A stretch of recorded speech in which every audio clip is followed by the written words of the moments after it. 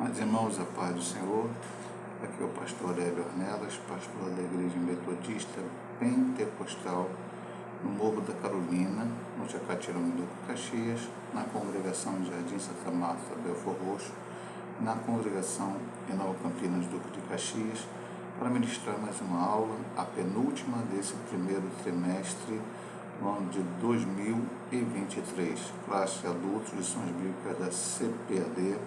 Estamos terminando de estudar esse assunto maravilhoso que é a Viva a Tua Obra e vamos para esta penúltima lição, Vivendo no Espírito. Texto áureo, mas o fruto do Espírito é amor, gozo, paz, longanimidade, benignidade, bondade, fé, mansidão e esperança. Até 5:22. Verdade prática, o movimento espiritual traz uma realidade devida no Espírito.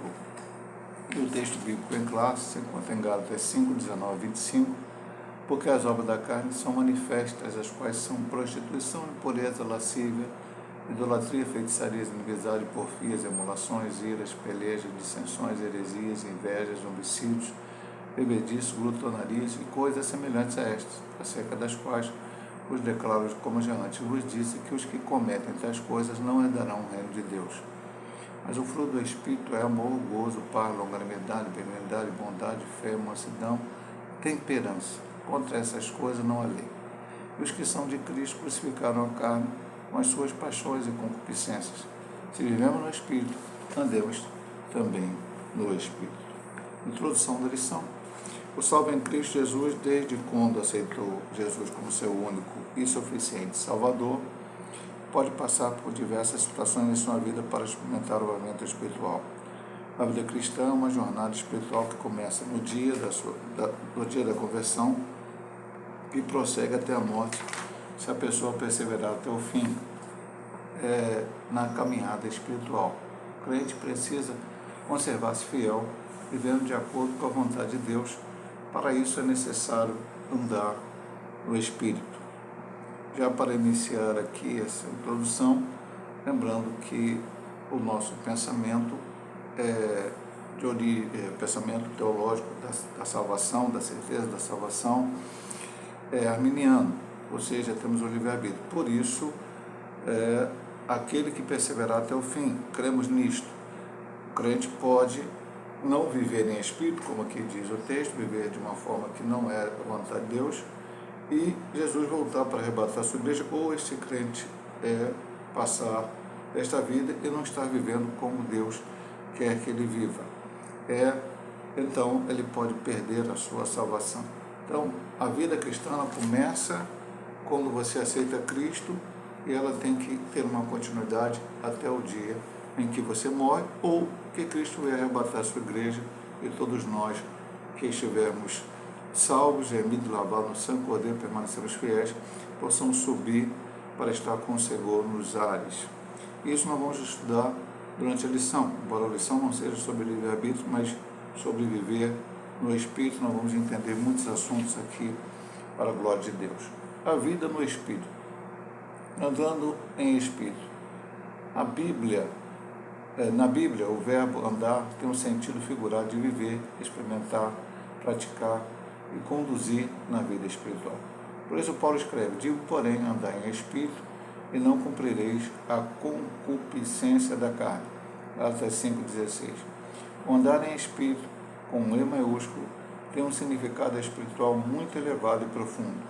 É ter uma vida cristã subordinada à direção do Espírito Santo, pautada nos ditames da Santa Palavra de Deus. É ter uma vida espiritualmente avivada. Romanos 8:1. Vamos ler aqui Romanos 8:1. Sempre dizemos que é um estudo bíblico e digo aos irmãos que quando estiver nas suas casas estudando a lição, estudem todas elas, Estudem todo o assunto, lendo todos os textos. Portanto, agora nenhuma condenação há para os que estão em Cristo Jesus, que não andam segundo a carne, mas segundo o Espírito. Então, andar, no sentido do texto, viver, experimentar, praticar e conduzir na vida espiritual.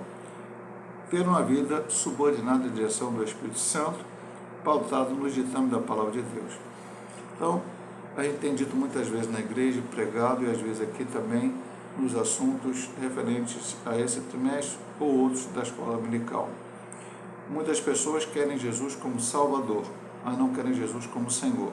Não dá para dissociar as duas coisas. Jesus é o Salvador, ele também é o Senhor. Quando ele subiu ao céu, ele disse: não vos deixarei órfãos, mas enviarei o Espírito Santo.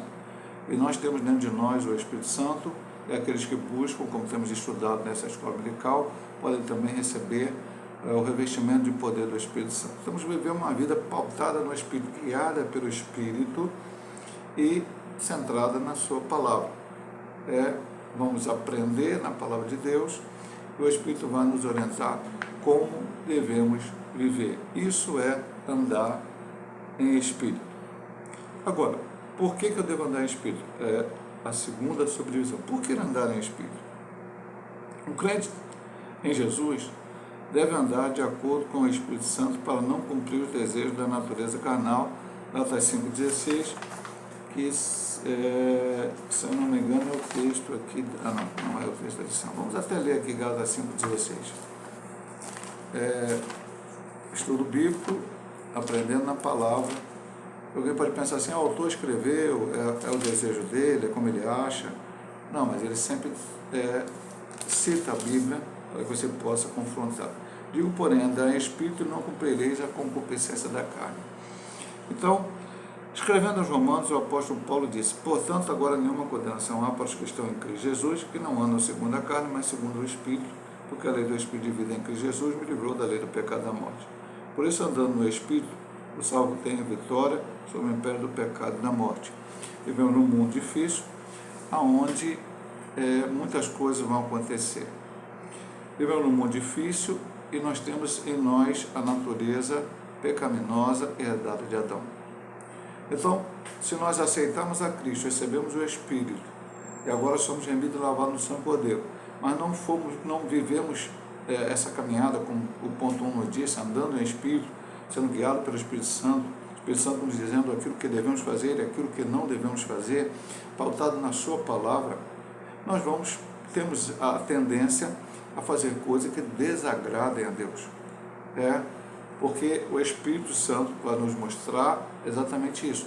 O que Deus quer de nós, qual é o seu desejo para nossas vidas, qual é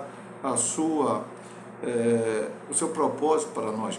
Porque nós, humanos que somos, herdando o pecado de Adão, não temos condições de entender exatamente qual é a vontade de Deus. Só conseguimos entender a partir do momento que aceitamos a Cristo e nos submetemos a Ele, e agora o Espírito nos guia, nos orienta.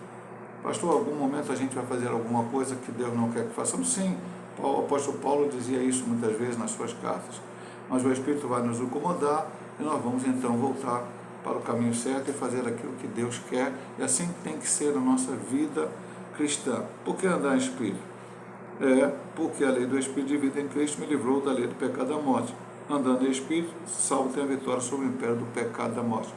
Precisamos vencer o pecado e a morte, guiados pelo Espírito Santo de Deus. Agora, o terceiro ponto. Primeiro foi andar em Espírito, depois por que andar em Espírito, e agora como andar em Espírito. Não é fácil andar no Espírito. Infelizmente, a inclinação da natureza carnal, acabamos de falar isso aqui, herdada de nossos primeiros pais, inerente a todos os seres humanos, faz com que busquemos as coisas que não agradam a Deus. Quando as pessoas aceitam a Cristo como Salvador, tornam-se novas criaturas pelo processo salvífico do novo nascimento. Entretanto, elas precisam cultivar o relacionamento espiritual e ser perseverantes com Deus. Portanto, para o crente andar em Espírito, é preciso ter o Espírito Santo dentro dele. João 14,17. Então vamos ler aqui. João 14,17. É o terceiro versículo que vamos ler nesse estudo de hoje. É muito importante para que a gente possa ver na Bíblia o que está escrito e comprovar aqui o que o nosso autor está dizendo. O Espírito de verdade que o mundo não pode receber porque não vê nem o conhece, mas vós o conheceis porque habita convosco e estará em vós.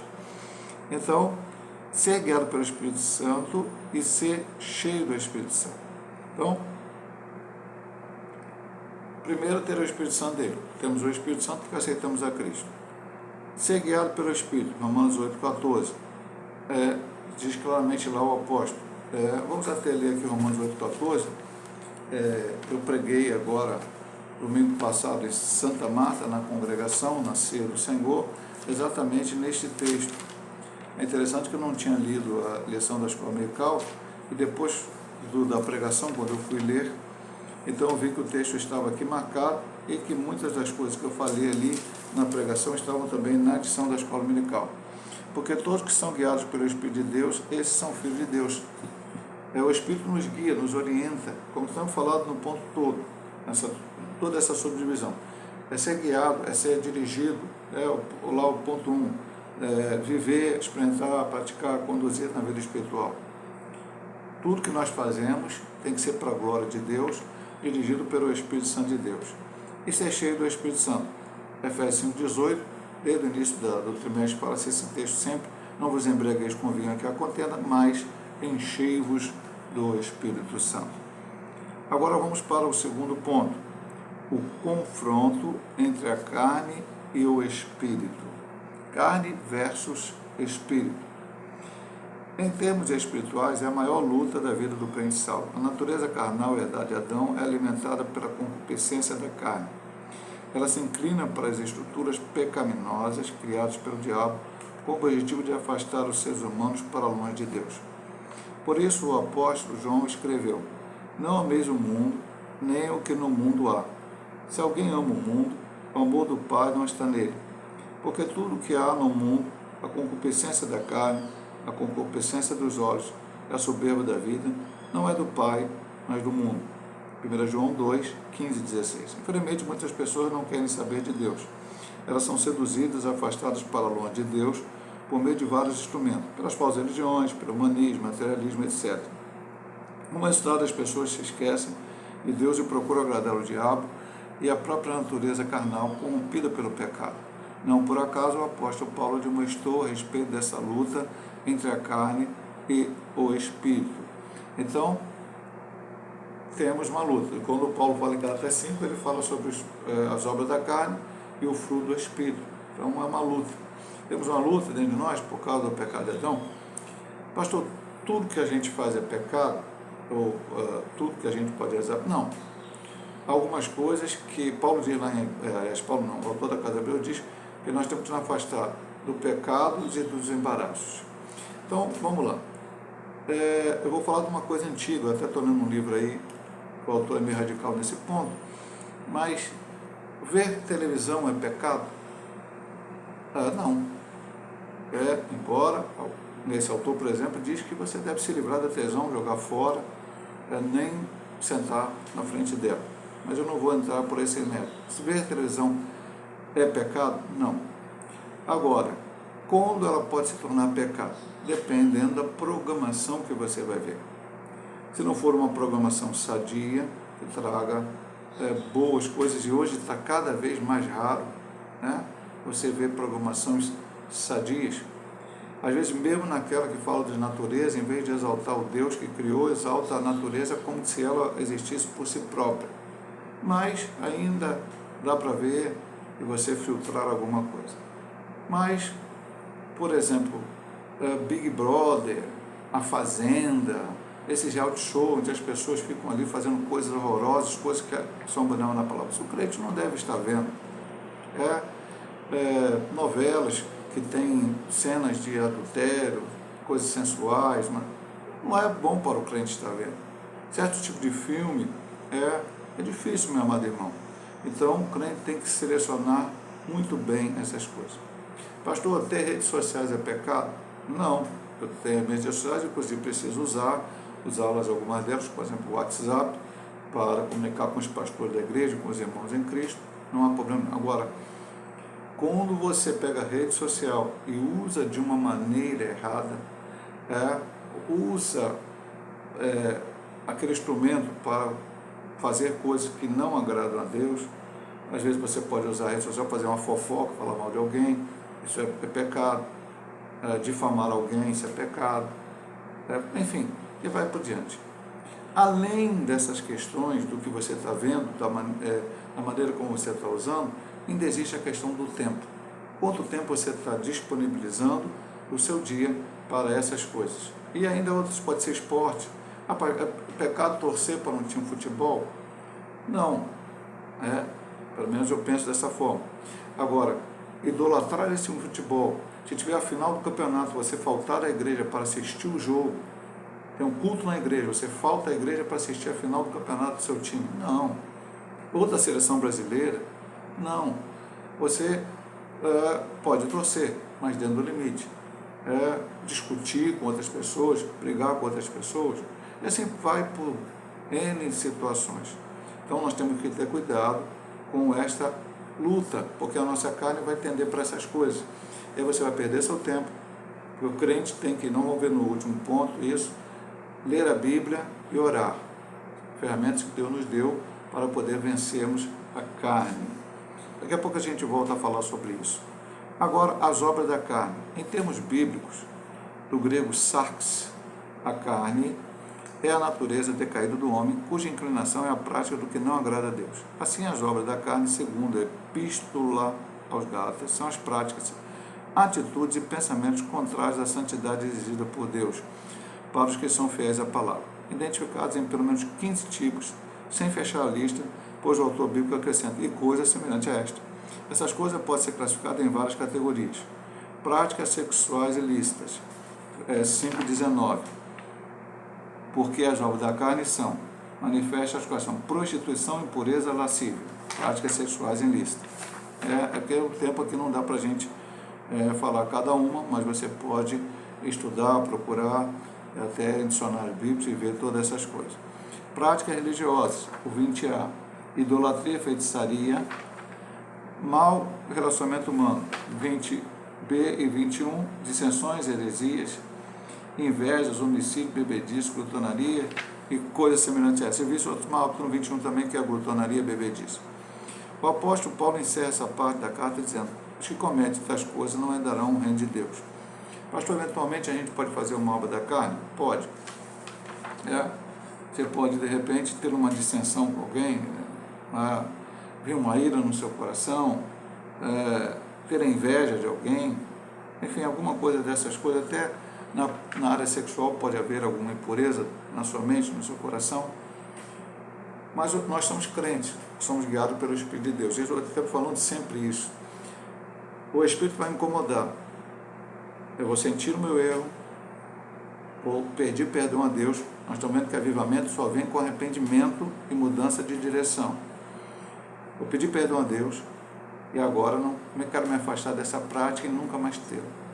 Quando Paulo fala de obra da carne, que alguém vai se pegar nesse texto e falar assim, mas todo mundo comete isso, ou alguma dessas coisas, então isso é natural. Não é natural. Eu não posso viver dessa maneira. Eu não posso viver uma impureza na minha vida. Eu sou cristão e vivo na impureza na área sexual, direto, sem parar, sem me arrepender, sem pedir perdão a Deus. Não, aí eu não estou andando em espírito. Eu estou sendo dominado pela obra da carne. Idolatria, heresia? Não. Então, alguma coisa, como pensamento, todas essas obras que foram citadas aqui e outras coisas semelhantes, eu não posso viver nelas. Em algum momento pode vir algum pensamento, ou até uma atitude minha, uma palavra minha, quando eu digo minha, de qualquer um de nós. O Espírito vai te incomodar. O Espírito vai dizer, isso aqui está errado, isso não é o que Deus quer para a tua vida. Deus não quer que você viva assim. E aí você vai corrigir isto, vai deixar essa prática e vai voltar para Deus e vai ser guiado pelo Espírito. E quando novamente aquele pensamento, aquela vontade de fazer alguma coisa sobre a sua vida, você vai pedir graça a Deus, irmão, vamos ver isso aqui no ponto seguinte, porque temos o fruto do Espírito. Ele vai te ajudar para que você possa vencer em nome de Jesus Cristo. Agora vamos para o terceiro e último ponto dessa lição, o avivamento pelo fruto do Espírito. O que é o fruto do Espírito? Dons e fruto do Espírito são características essenciais para a vida e o caráter cristão. O uso dos dons espirituais sem a prática do fruto do Espírito pode ser apenas uma demonstração de egoísmo e exibicionismo. Nem todos os cristãos são portadores da graça dos dons espirituais, mas todos devem experimentar e testemunhar o fruto do Espírito em sua vida. O cristão não pode dar bom testemunho sem a unidade do fruto do Espírito. Não pode ter amor sem ter fé, não pode ter gozo ou alegria, e não ter benignidade, bondade ou temperança, Um aspecto do fruto não pode ser dissociado do outro. Podemos usar o exemplo de uma fruta, como uma laranja, que tem vários gomos, mas é um só fruto. Eu até iria nem pela laranja, porque algumas pessoas, a laranja também tem essa característica, mas eu acho que a principal fruta, para dar esse exemplo, é a tangerina. Você abre a tangerina, tem um gomo, outro gomo, outro gomo, outro gomo. Não são várias tangerinas ou vários frutos diferentes, é uma fruta só com vários gomos. É assim o fruto do Espírito. Não são frutos do Espírito, é fruto um só. Eles estão associados. Então vamos aqui, algumas frases que ele falou, muito importantes. Dons e fruto do Espírito são características essenciais para a vida do caráter cristão. Até aqui nessa lição nós falamos mais sobre os dons, avivamento, dons espirituais, batismo com o Espírito Santo, vestimento de poder, e são essenciais, o crente tem que buscar isso. Mas nunca dissociado, ele vai dizer isso aqui novamente, do fruto do Espírito. Porque até ele diz, vamos lá, daqui a pouco eu vou chegar nesse outro ponto, mas vou entrar nessa segunda colocação que ele diz. O uso dos dons espirituais sem a prática do fruto do Espírito pode ser apenas uma demonstração de egoísmo e exibicionismo. Ele não está dizendo que é, mas pode ser. Então eu tenho um dom e não tenho o amor. Eu vou praticar esse dom. Deus me deu o dom de revelação. Então Deus me revela alguma coisa da vida de um irmão, e essa coisa que Deus me revelou, ela não pode ser revelada em público, ela não deve ser revelada em público. O Espírito não diz para eu revelar em público para todo mundo. É para eu chamar o irmão, e talvez um oficial da igreja, um pastor, conversar com aquele irmão e tentar ajudá-lo para ganhá-lo para Cristo, para tirar ele daquela situação. Aí eu vou lá e entrego para a igreja toda e revelo uma situação que às vezes está delicada na vida do irmão e envergonha o irmão, talvez o irmão até abandone a igreja e abandone a Cristo. Não, faltou amor. Eu tenho um dom, mas não tenho fruto. Eu preciso ter o fruto, que vai depois o meu domínio próprio, uma série de coisas que eu preciso. Então, eu tenho que buscar o dom e pedir a Deus que em mim haja o fruto do Espírito para que, ao exercer o dom, juntamente com o fruto, a igreja seja edificada. Depois ele diz, nem todos os cristãos são portadores da graça dos dons espirituais, mas todos devem experimentar e testemunhar o fruto do Espírito em sua vida. Porque nem todos têm a graça do dom. Se o dom fosse para todos, quando você aceita Jesus, você recebe o dom. Não é assim. Você aceita Cristo, recebe o Espírito Santo, mas depois precisa ser vestido, batido com o Espírito Santo, buscar. Então, busca. Tem pessoas que estão buscando ainda e não receberam. São piores crentes, crentes mais de segunda classe, segunda categoria, terceira categoria, não. São crentes que estão buscando o batismo com o Espírito Santo e os dons espirituais ainda não receberam, outros receberam. Então, mas todos, o que recebeu o batismo com o Espírito Santo, o que ainda não recebeu, precisa do fruto do Espírito na sua vida. É necessário, é essencial o fruto do Espírito na sua vida, para que ele possa viver uma vida guiada pelo Espírito de Deus. E aí ele cita várias coisas, não pode ter amor sem fé, gozo sem benignidade, bondade e tal. E ele fala do fruto lá no final, que eu falei, entre a laranja e a tangerina. Os 9 aspectos do fruto do Espírito, Gálatas 5:22. Na Bíblia, amor ou claridade, no grego ágape, é mais que filantropia, ou seja, alguém que ajuda outras pessoas por amor, né?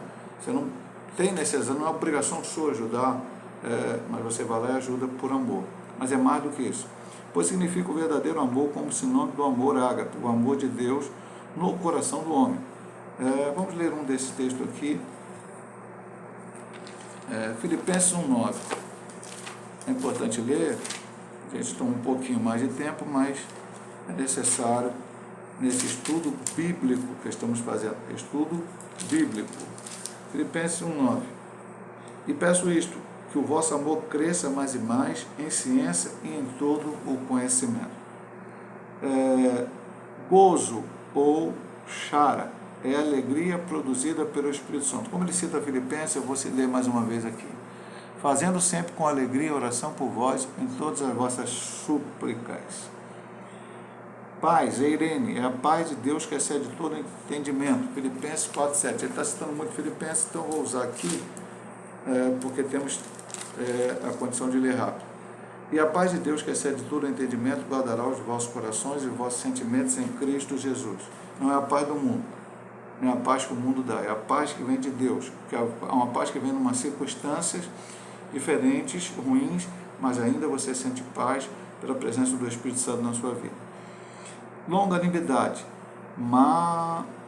macrotumia, é a paciência para suportar as adversidades, os defeitos do outro. Como essa palavra é muito importante, vamos ler aqui Efésios 4:2. Uma das grandes características de Deus, graças a Deus, é a longanimidade. Com toda humildade e mansidão, com longanimidade, suportando uns aos outros em amor.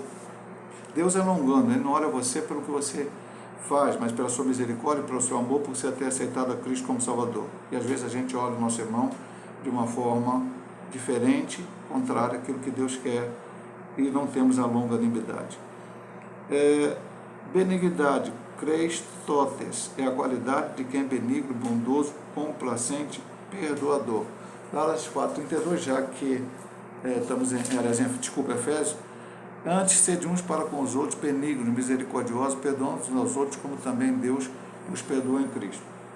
Se você tem dificuldade de perdoar, peça graça a Deus, porque o fruto do Espírito não está agindo na sua vida. É necessário que ele haja na sua vida. Bondade, agatossune, refere-se àquele que é bom. Efésios 5:9, vamos ler aqui. 5:9 diz: porque o fruto do Espírito está em toda bondade, justiça e verdade. Fé, pistes, não é a fé natural, mas a produzida pelo Espírito Santo no coração dos que creem em Cristo, conforme as Escrituras. Mansidão, prautes, diz respeito àquele que é manso, sinônimo de brandura, de genafável, sossegado, dócil. Temperança, ecrateia, quer dizer autocontrole, domínio próprio, é o aspecto elevadíssimo do relacionamento com os outros, em situações e fatos diversos na vida. Vamos ler aqui 2 Pedro, capítulo 1, versículo 6. 2 Pedro 1,6 nos diz: e a ciência, a temperança, a paciência, a piedade, domínio próprio. Falta muito crente. Inclusive, acabamos de falar na questão dos dons espirituais. O espírito do profeta está sujeito ao profeta. Precisamos estar cheio do Espírito Santo para também, na hora dos dons espirituais, ter o domínio próprio. Isso é muito importante. Estudamos aqui os novos aspectos do fruto, comentamos alguns outros, tão claros que nem comentamos. Vamos para o último ponto: contra o Espírito, não a lei. A conclusão de Paulo sobre o fruto do Espírito é impressionante. Ele afirma de modo incisivo e categórico: contra essas coisas não há lei. E os que são de Cristo crucificaram a carne com as suas paixões e concupiscências, se vivemos no Espírito, andemos também no Espírito. Que Deus nos ajude a cultivar o fruto do Espírito em nossas vidas. Os dons espirituais só têm valor se forem acompanhados do fruto do Espírito, isto é, viver na plenitude do Espírito, tendo uma vida verdadeiramente avivada. Então, contra as coisas de Deus, o fruto do Espírito, a lei não há lei nenhuma contra ela. Os que são de Cristo crucificaram a cara com as suas paixões. Eu vou ler até um texto para você, que não está citado aqui, mas é muito importante também. Eu preguei ano passado na igreja, é um texto bastante conhecido, bastante lido, mas que a gente precisa pensar bem. Gálatas 2:20, Paulo diz para os Gálatas: já estou crucificado com Cristo e vivo não mais eu, mas Cristo vive em mim, e a vida que agora vivo na carne, vivo na fé do Filho de Deus, o qual me amou e se entregou a si mesmo por mim. Pastor, tem que fazer um novo sacrifício? O sacrifício de Cristo na cruz não foi válido, então eu preciso me sacrificar de novo para ter a salvação? Não, a salvação não vem pelas obras, a salvação é pela fé. Mas por que então eu preciso fazer todas essas coisas ou deixar de fazer algumas? Você precisa fazer e deixar de fazer algumas por a sua gratidão a Deus. A Bíblia diz: seguir a paz e a santificação, Hebreus 12:14, seguir a paz e a santificação, sem a quais ninguém verá o Senhor. Eu preciso viver uma vida em conformidade àquilo que Cristo deixou para mim viver. Ele viveu sem pecado, ele foi tentado, mas não pecou. Por que eu tenho que me acostumar com a tentação, com as coisas, com o pecado, e viver uma vida que não agrada a Deus? Então, crucificar não é eu ter que ir para uma cruz, morrer, derramar sangue. É eu me deixar dominar pelo Senhor. O Senhor é ser realmente aquele que me guia, como falamos no primeiro ponto, ser guiado pelo Espírito Santo, pautado na nossa vida, neste livro, na palavra. Antes de você tomar uma decisão, vou fazer isso ou fazer aquilo, você tem que consultar a Deus. Enquanto Deus não responder, não faça algo que muitas vezes você pode fazer e desagradar ao Senhor. E às vezes está aqui escrito neste livro. Às vezes apenas tomamos decisões erradas porque não lemos este livro. Hoje as pessoas estão consultando coaches ou pregadores da internet para saber o que vão fazer na vida. E muitas dessas pessoas falam o que eles querem falar, do jeito que querem falar, da maneira que querem falar, mas jamais baseado na palavra de Deus. Jesus disse certa vez: erreis por não conhecer as Escrituras. Muitas vezes o nosso erro é por não conhecer as Escrituras e por não sermos dominados pelo Espírito Santo de Deus, guiados pelo Espírito Santo de Deus para fazer a vontade do Senhor. Então ele diz aqui, ele diz uma palavra muito forte, que Deus nos ajude a cultivar o fruto do Espírito em nossas vidas. Os dons espirituais só têm valor, e essa frase é muito forte, os dons espirituais só têm valor se forem acompanhados pelo fruto do Espírito. Isto é viver na plenitude do Espírito, tendo uma vida verdadeiramente vivada. Já comentamos no ponto 1 dessa terceira divisão, que é assim que funciona. Chega a dizer lá, nem todo crente tem a graça dos dons, mas todos devem ter o fruto do Espírito na sua vida.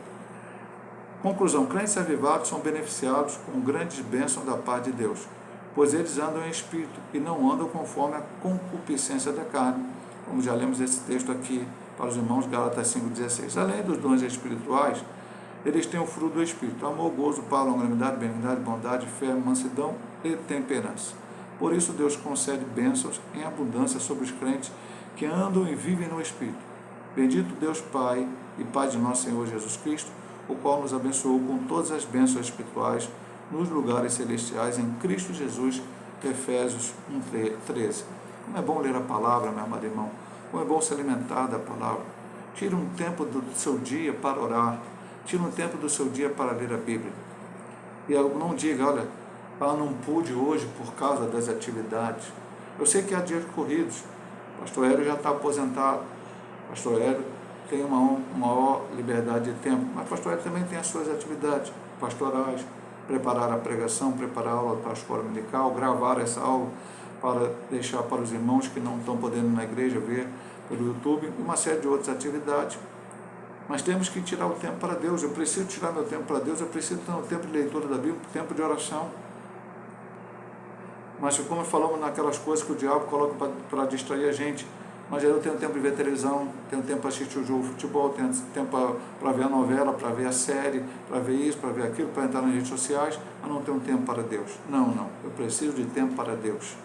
Então, se eu tiro meu tempo para Deus, se eu oro, se eu busco mais a Deus, e quanto mais você buscar, mais vai ter vontade de buscar, de fazer a vontade do Senhor. E sempre que você puder, esteja na casa do Senhor, a não ser que seja doente, trabalhando, um motivo muito forte, mas esteja na casa do Senhor, para que possa compartilhar a palavra com outras pessoas e receber também aquilo que Deus tem a te falar através do servo do Senhor. Se Deus assim nos permitir, semana que vem estaremos estudando a última lição desse trimestre: Aviva, ó Senhor, a tua obra. Deus abençoe a todos, em nome de Jesus.